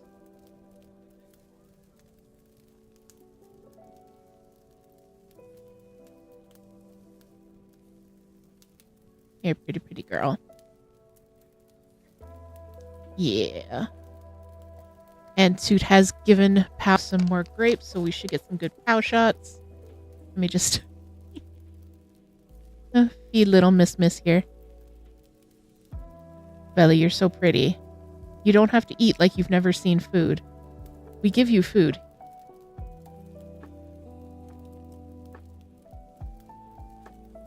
We give you food. Okay. Alright, you just got like 30 treats. They're going away now.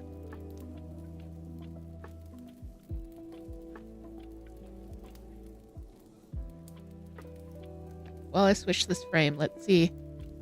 Eyebells.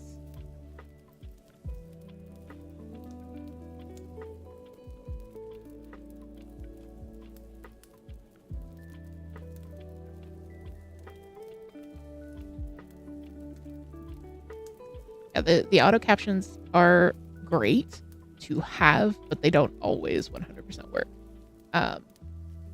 But they're better than nothing for sure. Bella, there's no more treat. Okay. So let's see. I'm gonna switch the camera over to Pow while I wrestle with this this frame. Now that I've hecked myself up by putting a hungry cat in front of me.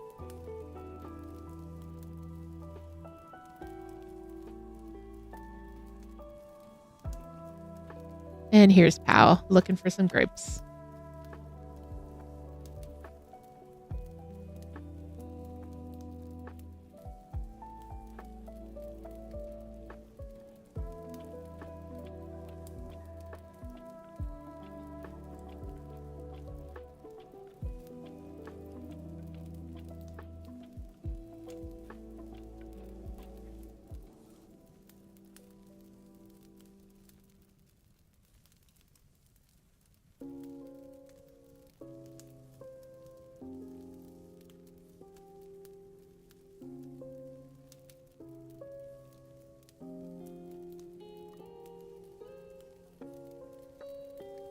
Bella.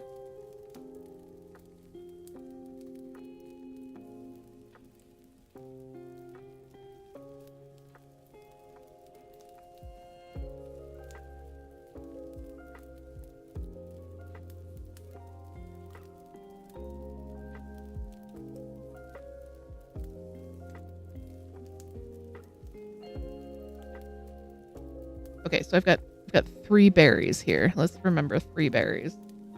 Because I don't think I ticked them off on my pattern, and I don't want to go too far.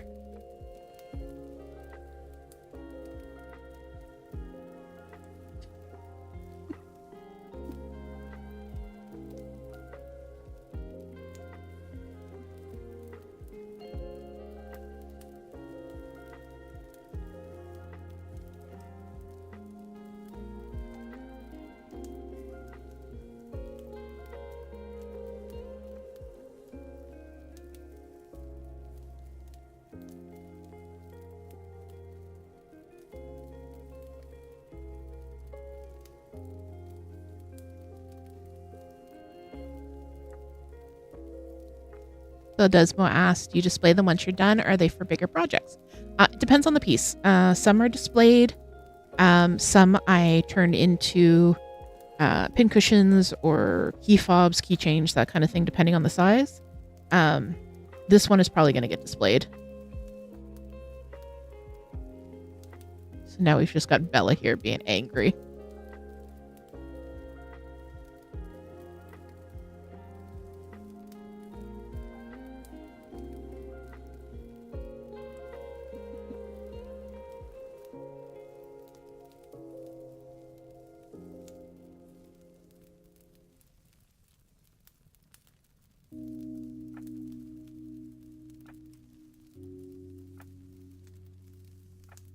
just going to mark off my progress, what we've gotten done on stream so far, so that I know what I have left to do. I think I'm going to need the 935 and continue the vine.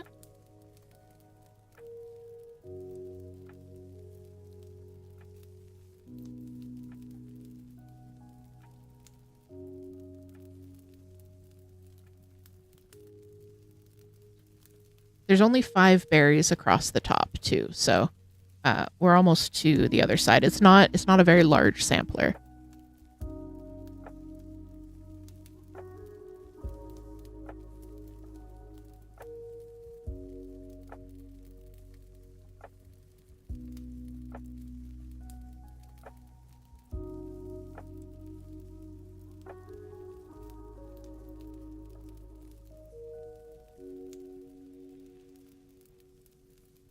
I'm currently holding my floss box above my head because I have no room in front of me.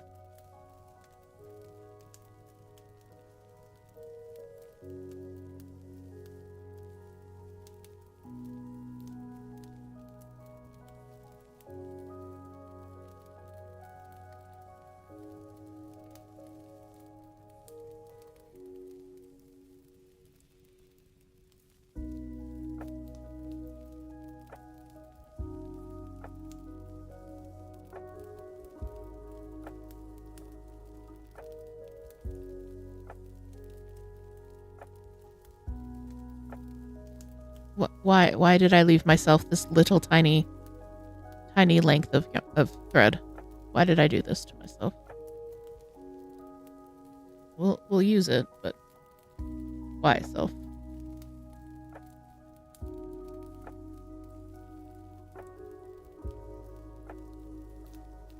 Oh, you're done with your grapes?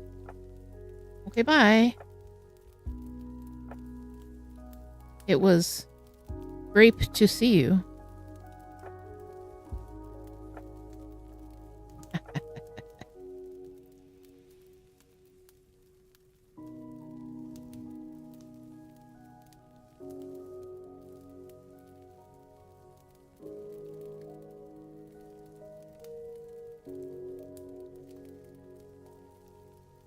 Phil says, I love how rule 5 is to obey the Chaos Goblin. I mean, that's just for your own health.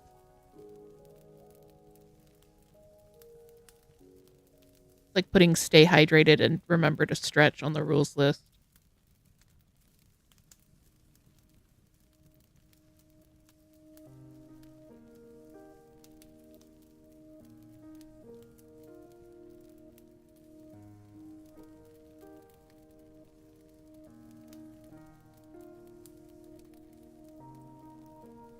Why did I make this little tiny piece of thread? But I'm using it now, so we're using it now.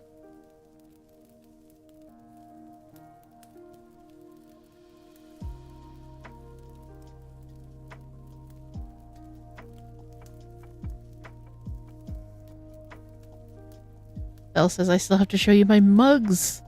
You have a mug collection? That's awesome.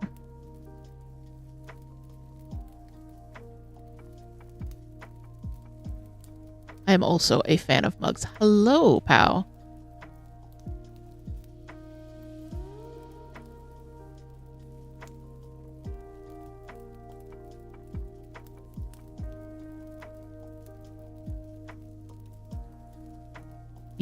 Thel says, I love seeing people's go-to favorite mugs. Oh, that is such a cool, like, way to get to know someone, actually. My go-to mug is it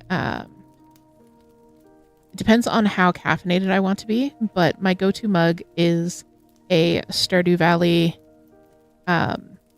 mug that just has the tooltip for coffee on it.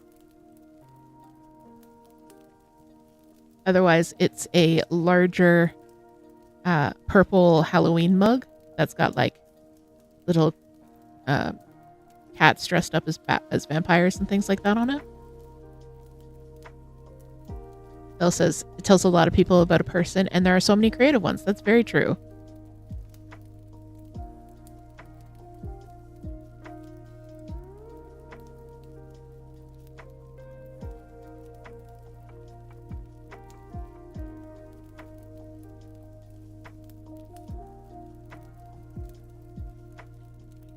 Moon says, oh, I thought about it so many times, but I didn't get around to taking pics. All right, we're going to have a mug pick party. Swap mug stories. The other reason why my mug is my favorite mug is Toot got it for me. So there's that as well.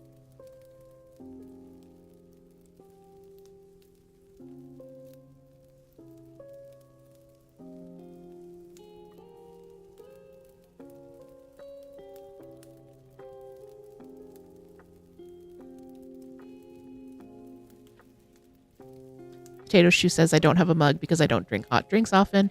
I borrow spouses when I do. Do you have a preferred mug of your spouses that you steal? I mean, borrow. If not, do you have a favorite, like, drinking vessel? Because, as we know, we are super queer here in chat. Hi, Pow again. And we're only allowed to drink iced coffee.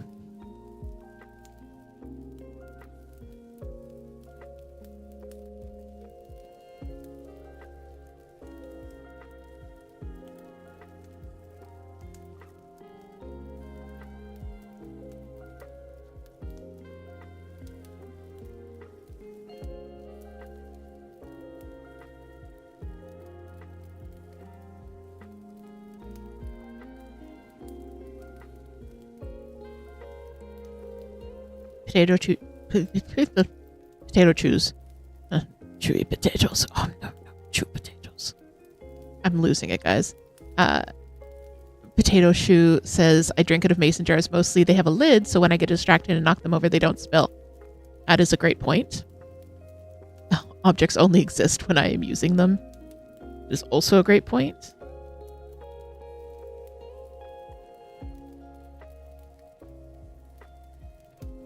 We have a lot of mason jar drinking glasses as well. I know Toot has shown off her Bob jars.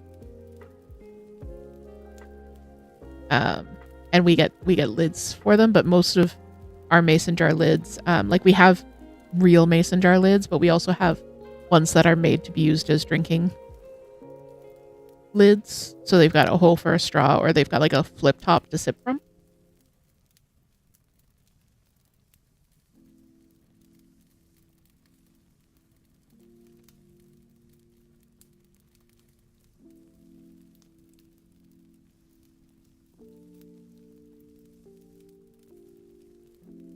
Belle says, that's cool, different and a great idea. Absolutely.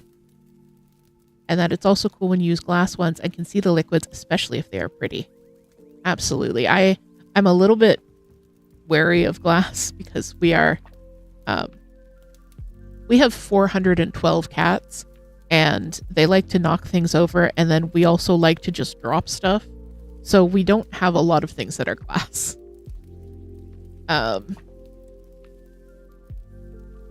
But I do love the idea of glass, like glass teapots with like a blooming tea in them. It's so pretty.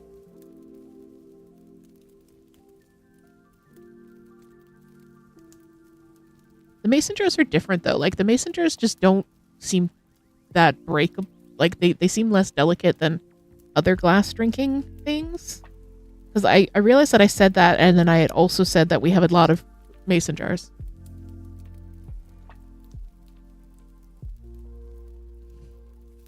Yes, Potato Shoe. Thank you for backing me up there. Mason jars are pretty sturdy. I think we tried to can stuff like once. We just used them for storage and drinking out of. Yes, the glass teapots are so pretty. And Toot says, I have 2 glass mugs and they both have elephants on them. Shocker. Yeah. Potato Shoe used to do a lot of canning and used to have a garden. Oh, yeah.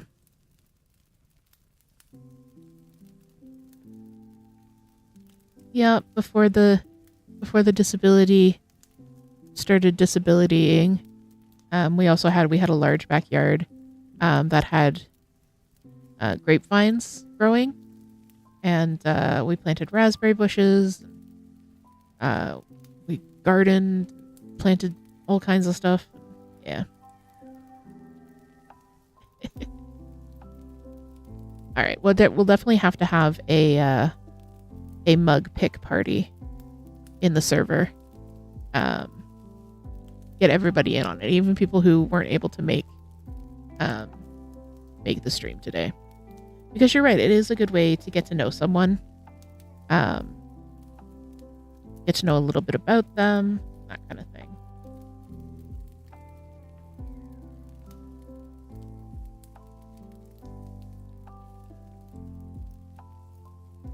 There is the link to the server. If you guys are Discord people, you can hop on over and join us.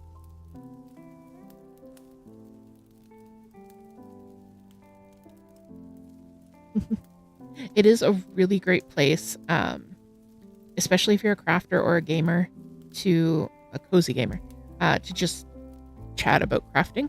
And we also have a nice little gaming section as well that I enjoy because it's more like cozy chill games and like smaller indie games, which is really fun. I got someone hooked on, well, Toot and I both got someone hooked on Dark Side Detective recently, which was very nice. The Discord link on the bio isn't working. Oh, that's great. Thank you for letting me know. I will update that.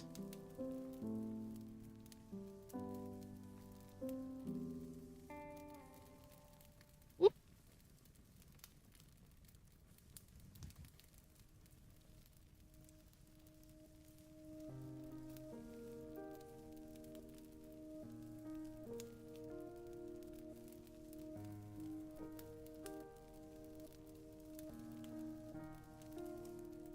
This is also a weirdly short length of thread. What was it? What was I doing with two weirdly short lengths of thread?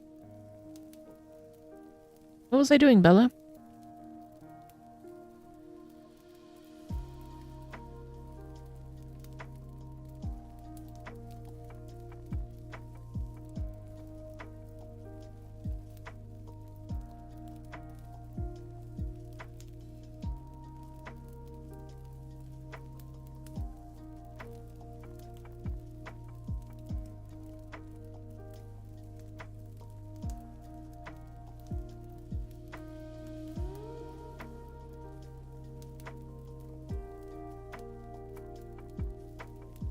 I'm struggling with my buried start. I switched over to loop start for a while.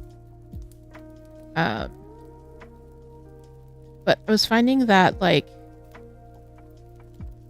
loop start only works if you're starting with a long length of thread. If you're starting with a length that you've already worked with or something like that, then you have to do a buried start anyways. And it kind of wasn't worth juggling the extra length. So I'm back to doing a buried start.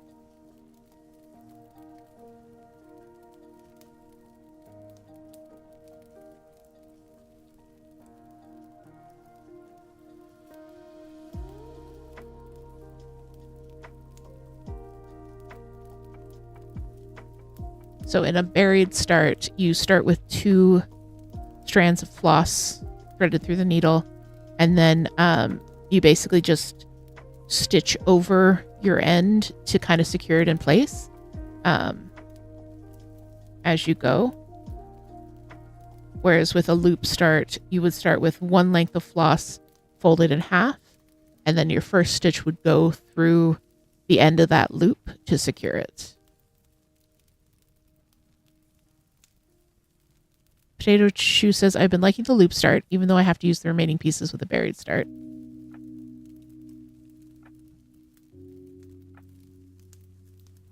Yeah, I mean, like, they both definitely have their uses. I think... I don't know. I was using loop start for a while, and I just switched back to buried start. It just felt like the right thing to do.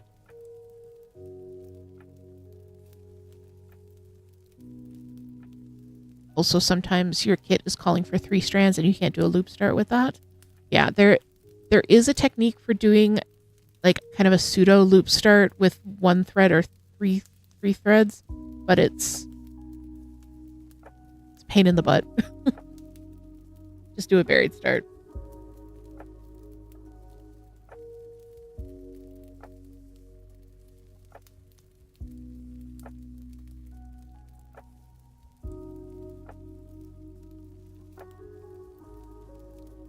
I'm glad you're enjoying the kit so far, though. And I really love that piece that you chose, the Studio Ghibli piece.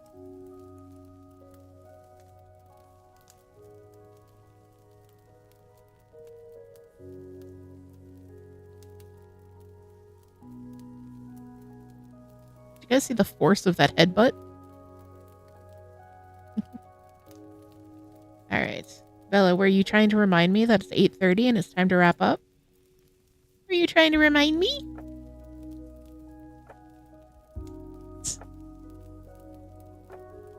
Well, we are going to get wrapped up, guys, because it is almost 8:30. Let's just see if Pow's going to do a little show off for you. So like I said, next week's schedule is still a little bit up in the air. I will be posting it on Saturday on Instagram, in the Discord, and on YouTube as well. So one of those three places you can check, and you'll see what we're doing next week and when.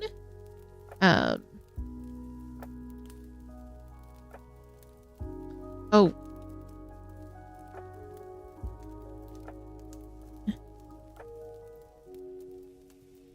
Sorry, it was just pointed out to me that I think I misremembered, and you're not doing the Ghibli piece. Sorry. I apologize. Ethel says, I'm glad that I finally caught a stream. I'm glad you did as well. Thank you so much. And yes, you have the Aurora piece. Yeah, which I also love. Like, we've talked about that one too. It's so good. So yes, Toot is going to put up a bunch of links. If you want to join us in our Discord server, that is the best place to get all of the updates in real time as to what's going on. If I have to cancel stream or anything like that, I will let you guys know on the in the Discord first. There's also a link to the YouTube. If you're currently watching this on Twitch, please go check me out on YouTube. If you're watching this on YouTube, please go check me out on Twitch. The YouTube channel, I also post videos at least once every other week, mostly crafting content, but there is some gaming content as well, especially if you go back a few months. There are also links going up to our Etsy store, as well as our coffee shop. Those are designs by Toot and myself, as well as on the Etsy store, there's a bunch of accessories and other beautiful things, again, made by Toot and myself. And even if you aren't able to purchase anything, liking, sharing, favoriting, following, those are all ways to help. As always, just having you guys here is the best, absolute best way to help support the stream. I love our little community. I love how active our Discord is. I love seeing you guys twice a week. It's so good. So thank you so much for joining us for this chill Friday evening stream. I hope, as Toot said, I hope everyone enjoys your weekend. We will see you on Monday at some time for some activity, but stay tuned to the Discord and the Instagram and the YouTube for the schedule. But I will see you guys around. So what we are going to do is right now I'd like everybody who is watching on Twitch to say goodbye to everybody who's watching on YouTube. And everybody who's watching on YouTube, say goodbye to everybody watching on Twitch. So my friends on YouTube, goodbye. Goodbye, YouTube. I will see you in the Discord. I'll see you in the podcasts. I'll see you in the live streams. I'll see you in the comments. But most importantly, I will see you in my heart. All right. Bye, guys. Bye, Karen. Bye, everybody on YouTube. Bye-bye. Bye-bye. Bye.